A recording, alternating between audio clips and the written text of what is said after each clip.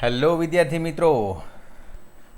મિત્રો ધોરણ 6 ગુજરાતી પલાશની અંદર જે નવું પાઠ્યપુસ્તક છે એમાં 2026માં થોડા એક્ટિવિટીઝમાં ચેન્જ છે, તો એ ચેન્જ સાથે આપણે આ વિડીયો બનાવી રહ્યા છીએ. તો આ લેટેસ્ટ વિડીયો રહેશે, જેમાં પહેલો પાઠ છે પર્વત તારા. તો એ આપણે કરવાના છીએ આ વિડીયોમાં. તો સૌપ્રથમ આપણે જોઈશું લેખકનો પરિચય. તો લેખકનું નામ છે સુરેશ દલાલ. તો સુરેશ દલાલનો જન્મ થાણા મુંબઈમાં થયો હતો. એકાંત, તારીખનું ઘર, નામ લખી દઉં જેવા કાવ્ય સંગ્રહો તેમણે આપ્યા છે. તેમણે નિબંધો પણ લખ્યા છે. તેમણે રણજીત રામ, સુવર્ણચંદ્રક અને સાહિત્ય અકાદમીના પુરસ્કાર પ્રાપ્ત થયેલા છે. તો આ એમનો ફોટો છે સુરેશ દલાલ, અને આ એમનો પરિચય છે. આગળ વધીશું. તો આ સુંદર પ્રાર્થના છે. પ્રાર્થનામાં આવતા પર્વત, નદી, સરોવર, દરિયો, વૃક્ષો, સૂર્ય, ચંદ્ર, તારા, પ્રાણી, પક્ષી, જીવજંતુઓ વગેરે કુદરતના અંશોનો મહિમા વર્ણવ્યો છે. અહીં કવિ કુદરતના સઘળા અંશોમાં ઈશ્વરને જુએ છે. મતલબ આ કાવ્યમાં આ બધી જ વસ્તુ કવર થઈ છે. એમાં એવું કહેવામાં આવ્યું છે કવિ કુદરતના સઘળા અંશોમાં, મતલબ ઈશ્વર બધે જ છે એની વાત કરી છે આ કવિતામાં. તો જોઈએ આપણે સરસ મજાની કવિતા. તો પહેલો જ છે, પર્વત તારા પહોળા ખંભા, સરોવર તારી આંખ, હે ઈશ્વર હું તને જોઉં છું ક્યાંક ક્યાંક ને ક્યાંક. દરિયો તારું દિલ વિશાળું, વૃક્ષો તારી વાત, મેઘધનુષના રંગોમાં તું રમી રહ્યો રળિયાત. તો એની સમજૂતી છે, કવિ ઈશ્વરને દરેક જગ્યાએ નિહાળે છે. પર્વતમાં ઈશ્વરના ખભા અને સરોવરમાં ઈશ્વરની આંખો જોઈ રહ્યો છે. કવિને દરિયામાં ઈશ્વરનું વિશાળ હૃદય દેખાય છે. વૃક્ષોમાં ઈશ્વરની વાતો સંભળાય છે. તેમજ મેઘધનુષ્યના રંગોમાં ઈશ્વરની સુંદરતા દેખાય છે. તો આ એની સમજૂતી છે. બીજું છે, તું તરણાનો તારણહારો, ઝરણાનો તું નાદ, ફૂલ ફૂલની રંગ સુગંધે તારી છે સોગાત. તો સમજૂતી જોઈએ તો, હે ઈશ્વર તું તરણાનો તારણહારો, એટલે કે સામાન્યમાં સામાન્ય માણસને તું તારી શકે છે. તું જ ઝરણાનો મધુર અવાજ છે. ફૂલોમાં શોભતા રંગ અને સુગંધ તારી જ સૌને ભેટ છે. તો આ એની સમજૂતી છે. આગળની પંક્તિ છે, સિંહ વાઘને કોયલ, બુલબુલ પતંગિયાને તમરા, સૂર્યચંદ્રને તારા આભે, અહીં આગિયા ભમરા. તો એની સમજૂતી થશે, હે ઈશ્વર તે જાત જાતના પ્રાણીઓ અને પક્ષીઓનું સર્જન કર્યું છે. સિંહ, વાઘ જેવા હિંસક, તો કોયલ અને બુલબુલ જેવા સુંદર પક્ષીઓ તથા પતંગિયા, તમરા, આગિયા અને ભમરાનું સર્જન પણ હે ઈશ્વર તે કર્યું છે. તો આ એની સમજૂતી સંપૂર્ણ છે. રાડ ત્રાડને લાડની સાથે, મોર પીંછનો સૂર, સંતા કુકડી રમતો રમતો રહે નજીકને દૂર. તો સમજૂતી આની થશે, હે ઈશ્વર તારી રાડ, ત્રાડ અને લાડની સાથે આ સુંદર સંગીત અમને મળતું રહે છે. તું ક્યારેક સાવ નજીક તો ક્યારેક એકદમ દૂર ભાસે છે. અજવાળાના કાંઠા વચ્ચે અંધારાની નદી વહે, એમાં મારી હોડીને આ કોણ હંકારે તું જ કહે. તો કહે છે, મારું જીવન એક હોડી જેવું છે. આસપાસ અજવાળાના કાંઠારૂપી સુખ છે, તો અંધારારૂપી દુઃખની નદી પણ વહે છે. મને એ સમજાતું નથી કે તો પણ મારા જીવનને કોણ ચલાવી રહ્યું છે, તું જ કહે. તો આ એની સમજૂતી છે. હવે અહીંયા શબ્દાર્થ આપ્યા છે. ખંભા એટલે ખભા, સરોવર એટલે કુદરતી રીતે બનેલું સરોવર, તળાવ, વિશાળું એટલે વિશાળ, ઘણું મોટું, રળિયાત અહીં સુંદર, તરણું એટલે તણખણું, નાદ એટલે સામાન્ય રીતે મધુર લાગતો મોટો અવાજ, સોગાદ એટલે કે ભેટ, આગિયા એટલે રાત્રિના અંધકારમાં ટમટમતું જીવડું, ત્રાડ ગર્જના, હંકારે એટલે હાંકે ચલાવે, સૂર એટલે સ્વર અવાજ. તો આ શબ્દાર્થ આપેલા છે. હવે શબ્દ સમૂહ માટે એક શબ્દ. તો રાત્રિના અંધકારમાં ટમટમતું જીવડું એટલે કે આગિયા કહેવાય એને. હવે વાતચીતમાં પ્રશ્નો આપ્યા છે. પહેલો છે, આપણે પ્રાર્થના કેમ કરીએ છીએ? તો જવાબ લખીશું, આપણે મનને શાંત, સ્વસ્થ અને પવિત્ર બનાવવા માટે પ્રાર્થના કરીએ છીએ. બીજું છે, તમને કયા કુદરતી સ્થળોએ જવું ગમે છે, કેમ? તો મને નદી કિનારે, દરિયા કિનારે ફરવું ગમે છે. સાપુતારા જેવા હિલ સ્ટેશન, ગિરનાર પર્વત અને પોળોના જંગલો જેવા કુદરતી સ્થળોએ જવું ગમે છે, કારણ કે આવા સ્થળોએ મન શાંત અને પ્રફુલ્લિત રહે છે.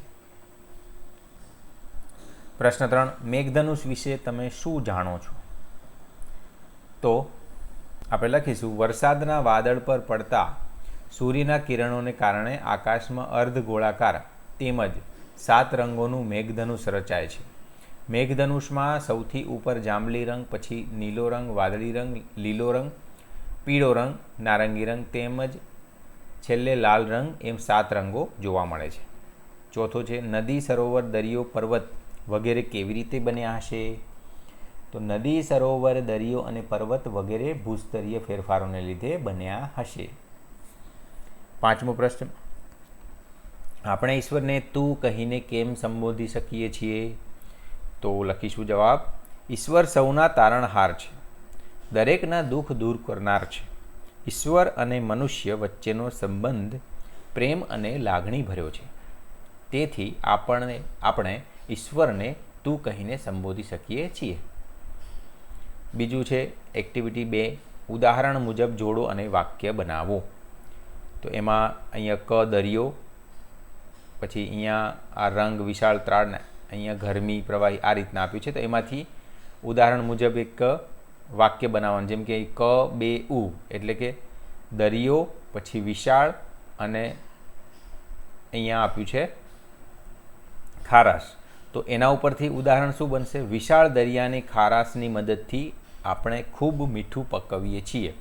તો એમ બીજા પણ જોડવાના છે. તો આ રીતના જોડાશે. જુઓ, ખ આવશે સૂર્ય, પછી 5 આકાશ અને ગરમી, એમ આ રીતના જુઓ બધા જ આપણે જોડી દઈશું. જેમ કે ગ મેઘધનુષમાં રંગ, પછી આવશે વરસાદ, પછી મોટો ગ 3 અને પછી ઈ એટલે કે સિંહ, ત્રાડ અને કેસવાળી, પછી ચ એટલે કે નદી, કાંઠો અને પ્રવાહી. તો એ પણ આપણે ઉદાહરણ પ્રમાણે વાક્યો આ રીતના લખીશું. આકાશમાં રહેલા સૂર્યના કિરણોથી ઉનાળામાં ખૂબ ગરમી પડે છે. પછીનું વાક્ય, વરસાદમાં 7 રંગવાળું મેઘધનુષ જોઈ શકાય છે. પછી સુંદર કેસવાળીવાળો સિંહ ભૂખના લીધે ત્રાડ પાડતો હતો. ખૂબ વરસાદ પડતા નદીનો પ્રવાહ બંને કાંઠે વહેવા લાગ્યો. તો આ બધા આના ઉપરથી આપણે શબ્દો બનાવીશું. એક્ટિવિટી નંબર 3, ઉદાહરણ મુજબ શબ્દ રચના બનાવો. તો ઉદાહરણ આપ્યું છે, તારે તે તારણહાર. તો એ રીતના સર્જન કરે તે સર્જનહાર, પાળે તે પાલનહાર, રક્ષણ કરે તે રક્ષણહાર. પછી અહીંયા દેખણહાર, તો શું આવે? દેખે તે ખેડણહાર, ખેડે તે. તો આ રીતના એક્ટિવિટી આપણે કમ્પ્લીટ કરી. એક્ટિવિટી નંબર 4, નજીકનો અર્થ શોધી ખરાની નિશાની કરો. તો એ પહેલું છે, ફૂલ ફૂલની રંગ સુગંધે તારી છે સોગાદ. તો એમાં આવશે ફૂલોની સુવાસ અને રંગ એ કુદરતી ભેટ છે, એટલે ઈશ્વર તારી જ ભેટ છે એવું કહેવા માંગે છે. બીજું છે, તું તરણાનો તારણહારો, ઝરણાનો તું નાદ, એટલે કે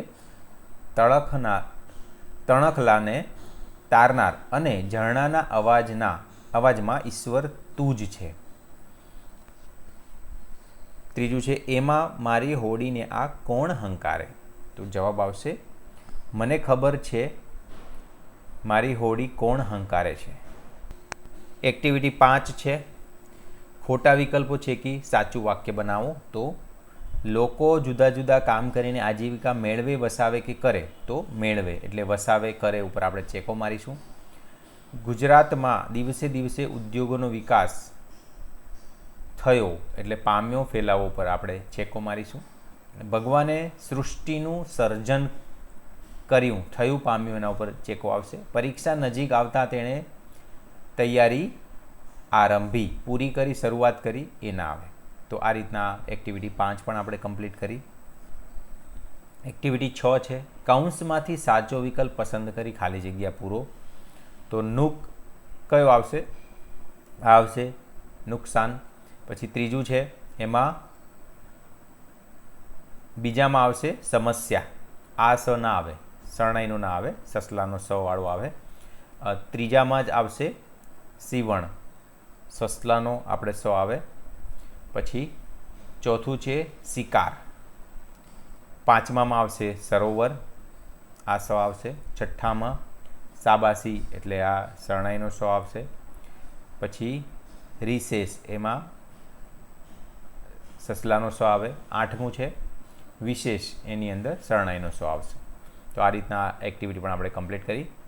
7 નંબર છે નીચેની પંક્તિ સમજાવો. તો એમાં છે રાડ ત્રાડને લાડની સાથે મોરપીંછનો સૂર, સંતા કુકડી રમતો રમતો રહે નજીકને દૂર. તો એની સમજૂતી આવશે, હે ઈશ્વર, તારી રાડ ત્રાડ અને લાડની સાથે આ સુંદર સંગીત અમને મળતું રહે છે. તું ક્યારેક સાવ નજીક તો ક્યારેક એકદમ દૂર ભાસે છે. તો આ રીતના આવશે. એક્ટિવિટી 8 છે, આપેલા શબ્દોને લાગુ પડતા શબ્દો ઉદાહરણ મુજબ લખો. તો આપેલા શબ્દોને લાગુ પડતા શબ્દો ઉદાહરણ મુજબ લખો. તો ઉદાહરણ છે દરિયો એટલે કે પાણી, હોડી, મોજા, મીઠું, માછલી, દીવાદાંડી, શંખ. તો વૃક્ષ એટલે પાન, ફૂલ, ફળ, લાકડું, ડાળી, મૂળ. પર્વત એટલે પથ્થર, માટી, વૃક્ષ, ઝરણા. આકાશ વરસાદ, પવન, સૂર્ય, વાદળ, પક્ષી, તારા. નદી પાણી, હોડી, માછલી, છીપલા, કાંપ, મગર. તો આ રીતના આપણે આ એક્ટિવિટી પણ કમ્પ્લીટ કરી. એક્ટિવિટી નંબર 9, પ્રશ્નોના જવાબ લખો. તો પહેલો છે કવિ પ્રકૃતિમાં કોના દર્શન કરે છે? તો સાચો જવાબ આવશે કવિ પ્રકૃતિમાં ઈશ્વરના દર્શન કરે છે. બીજો પ્રશ્ન છે કવિ કોને ભગવાનની આંખ ગણે છે? તો જવાબ લખીશું કવિ સરોવરને ભગવાનની આંખ ગણે છે. ત્રીજો વિશાળ દિલ હોવું એટલે શું? તો વિશાળ દિલ હોવું એટલે ખૂબ જ મોટા મનના હોવું. પ્રશ્ન નંબર 4, મેઘધનુષ અને મોરપીંછમાં શી સમાનતા હોય છે? તો મેઘધનુષ અને મોરપીંછમાં બંનેમાં રંગબેરંગી સુંદર રંગોનો સમન્વય જોવા મળે છે. તો આ બંને સમાનતા છે. સૂર્ય અને ચંદ્ર એકબીજા સાથે સંતા કુકડી રમતા હોય એવું કેમ લાગે છે? તો જવાબ લખીશું આપણી પૃથ્વી સૂર્યની આસપાસ પ્રદક્ષિણા કરે છે અને ચંદ્ર પૃથ્વીની આસપાસ પ્રદક્ષિણા કરે છે. આથી સૂર્ય અને ચંદ્ર એકબીજા સાથે સંતા કુકડી રમતા હોય તેમ લાગે છે. 10 નંબર, તો શું થાય? વિચારો અને લખો. જો નદી આપણને પાણી આપવાની ના કહી દે તો શું થાય? તો લખીએ જીવસૃષ્ટિનો વિનાશ થાય, કારણ કે જળ એ જ જીવન છે. એટલે જો નદી આપણને પાણી આપવાનું ના પાડી દે તો જીવસૃષ્ટિનો વિનાશ થાય. જો વૃક્ષો જ ના હોય તો વરસાદ ના આવે, ફળ ફૂલ અને છાંયડો ન મળે, તેમજ ઓક્સિજન ના મળી શકે, તેથી સૃષ્ટિનો વિનાશ થઈ જાય. જો સૂર્ય સાવ ઠંડો થઈ જાય તો પાણીનું બાષ્પીભવન ન થાય, તેથી વરસાદ ન આવે અને પ્રકાશ સંશ્લેષણની ક્રિયા પણ ન થાય, તેથી પણ સૃષ્ટિને નુકસાન થઈ શકે. આ રીતના આપણે લખી શકીએ. જો બધા જીવજંતુઓ આપણી પૃથ્વી પરથી ગાયબ થઈ જાય તો જીવસૃષ્ટિ ખોરવાઈ જાય, કારણ કે જીવજંતુઓ ખોરાક ચક્રમાં મહત્ત્વનો ભાગ ભજવે છે. તો આ રીતના આપણે જવાબ લખી શકીએ. તો અહીંયા છેલ્લે પ્રવૃત્તિ આપી છે, પુસ્તકાલયમાંથી પ્રાર્થના ગીતો મેળવો અને વાંચો. તો આ રીતના મિત્રો આપણે સંપૂર્ણ જે ધોરણ 6 ગુજરાતી પલાસમાં જે ફેરફાર કરીને 2026નું પુસ્તક છે એ પ્રમાણે આપણે આ વિડીયો બનાવેલો છે. તો આ વિડીયો કેવો લાગ્યો એ કોમેન્ટ કરીને કહેજો અને ચેનલને સબસ્ક્રાઈબ ના કરી હોય તો કરી દેજો. ધન્યવાદ.